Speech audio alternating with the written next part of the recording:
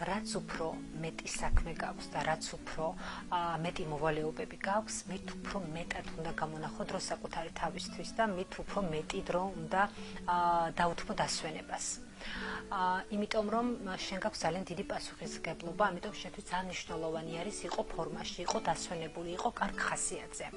და დედებისთვის განსაკუთრებით, რომელსაც ყავთ პატარა შვილები, ძალიან მნიშვნელოვანი არის, რომ დღეში რამოდენიმეჯერ დაისვენონ.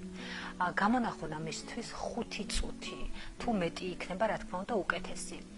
და როდესაც მიხვდებიან, რომ აი მათი ენერგია მიილია, რომ რაღაც გუნება განწყობა შეეცვალათ, გაჩერდნენ და 5-10 წუთი გააკეთონ ის, რაც მათთვის არის მნიშვნელოვანი და სასიამოვნო და რაც ავსებს მათ ენერგიით.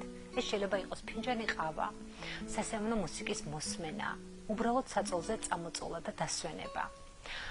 მე ვფიქრობ, რომ ამის დრო ყველა დედას, ყველა ასაკის შვილის დედას აქვს. და თუ მოინდომებთ, რა თქმა უნდა, ამას დაგეგმავთ ისე, რომ ამის დროს გამონახავთ. ამიტომ არ დაელოდოთ, როდის მოვა კვირა, არ დაელოდოთ, როდის წახვალთ ზაფხულში დასასვენებლად. ეს უნდა გააკეთოთ ყოველ დღე.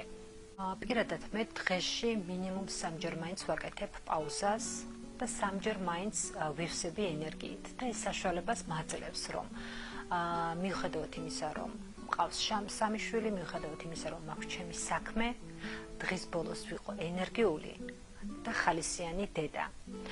ასე რომ მინდა რომ თქვენც გამოიყენოთ თქვენც სინჯოთ და არ დაელოდოთ შვებულებას, არ დაელოდოთ ზაფხულს, რომ დაისვენოთ. დაისვენეთ ყოველ დღე, დაისვენეთ დღეში რამოდენიმეჯერ და იყავით ენერგიული, ხალისიანი და ბედნიერი დედა.